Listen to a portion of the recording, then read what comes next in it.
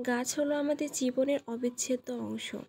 এরা শুধু আমাদের বাড়ির সৌন্দর্যই রক্ষা করে না, বরং আমাদের মানসিক ও আত্মিক জগতের এক অবিচ্ছেদ্য সঙ্গী। একটি গাছ মানে একটি প্রাণ, একটি আশ্রয়, একটি শ্বাস। গাছ হলো প্রকৃতির নীরব কবি, যার পাতায় পাতায় লেখা আছে জীবনের ছন্দ। দিনের অনেকটা সময় এই গাছগুলো আমাদের সাথে থাকে।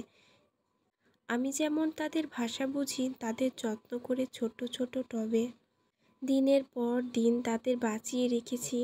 ডালপালা বিছিয়ে তারাও তাদের সৌন্দর্য বৃদ্ধি করে চলেছে প্রতিনিয়ত। একটা সময় টবের এই ছোট্ট গাছগুলোতে ফুল ফোটে, গাছের টক মিষ্টি ফল হয়। এসবের মাঝে আমরা আমাদের আনন্দ খুঁজে পাই, মনটা অনেক ভালো হয়ে যায়।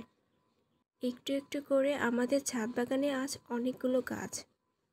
প্রায় সব রকমেরই গাছের কালেকশন রয়েছে আমাদের শখের ছাদ বাগানে। লজ্জাবতী গাছ আমাদের অনেক পছন্দের একটা গাছ, আর এখন এই লজ্জাবতী গাছ ভর্তি ফুল ফুটে রয়েছে। লজ্জাবতী গাছের ফুলগুলোর কালারটাও অনেক বেশি সুন্দর। লজ্জাবতী গাছের পাশাপাশি রয়েছে আমাদের ছাদ বাগানে মরিচ গাছ।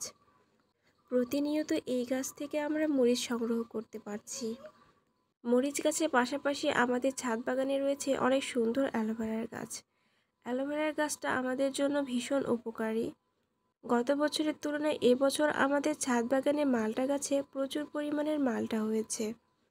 এগুলো হলো ভিয়েতনামি সবুজ মালটা। এই মালটাগুলো দেখতে যেমন সুন্দর, খেতেও কিন্তু প্রচুর মিষ্টি। ছাদ বাগানের ছোট ছোট টবে এই মালটাগুলো বেড়ে ওঠে বেশ ভালোভাবেই। ছাদ বাগানে সুন্দরভাবে বেড়ে ওঠা গাছগুলোর মধ্যে পেয়ারা গাছ একটি। আমাদের ছোট ছোট গাছগুলোতে এবার প্রচুর পরিমাণের পেয়ারা হয়েছে। এদিকে ডালিম গাছের প্রত্যেকটা ডালিমই এভাবেই নষ্ট হয়ে গিয়েছে। আমাদের ছাদ বাগানের সবচেয়ে বেশি ফল দিয়েছে ডালিম এবং পেয়ারা। আমাদের আরও একটা পেয়ারা গাছ রয়েছে, যে পেয়ারা গাছে সবচেয়ে বেশি পেয়ারা ধরেছে। ছাদ বাগানে যদি ছোট ছোট গাছগুলোতে এভাবে ফল ধরে থাকে তাহলে কিন্তু অনেক বেশি ভালো লাগে। আমাদের ছাদ বাগানে কিন্তু প্রত্যেকটা কোনায় কোনায় গাছ রয়েছে, আর প্রত্যেকটা গাছেই কিন্তু ঠিক এভাবেই ফল ধরে রয়েছে। ফুলে ফলে ভরপুর ছাদ বাগান কিন্তু সকলেরই অনেক বেশি পছন্দের। বাড়ির এক টুকরো জায়গা বা বাড়ির পাশের এক টুকরো জায়গা কোনো কিছুই ফেলে রাখার নয়।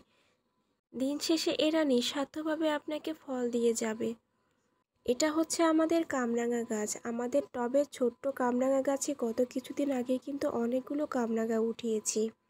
আর মাত্র কদিনের মধ্যে এই গাছগুলোতে আবার কত ফুল আর কত ছোট ছোট কামরাঙা ধরেছে। যদি টবের ছোট ছোট গাছগুলো থেকে এভাবে ফুল এবং ফল পাওয়া যায়, তাহলে কেন বাড়ির একটু জায়গা আপনি ফেলে রাখবেন?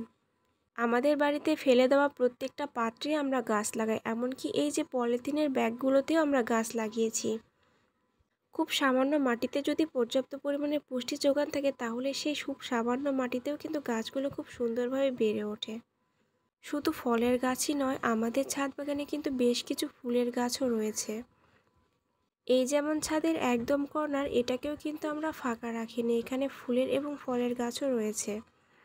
এখানে ছোট ছোট টবের মধ্যে গাঁদা ফুলের গাছগুলো বেশ সুন্দরভাবে বেড়ে উঠেছে। এই শীতকালে এই গাঁদা ফুলের গাছগুলো থেকে প্রচুর প্রচুর ফুল পাওয়া যাবে। আর এটা হলো আমাদের সফেদা গাছ। একটা কর্নারে খুব অবহেলা আর অযত্নে এই গাছটা বেড়ে উঠেছিল। হঠাৎ করে নজরে পড়ে গেল এই গাছটা ভর্তি ফুল এসেছে এবং ফল হয়েছে।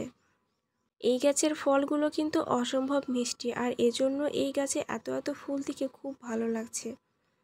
একটা সিমেন্টের বস্তার মধ্যে এই গাছটা যে এত সুন্দর হেলদি হবে তা কখনো কল্পনাও করা যায়নি।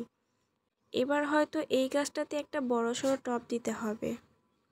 সবশেষে একটা কথাই বলবো, গাছপালা লাগানোর মাঝেও কিন্তু একটা অন্যরকম শান্তি রয়েছে। যারা গাছপালা লাগায় এই শান্তিটা শুধু তারাই অনুভব করতে পারে।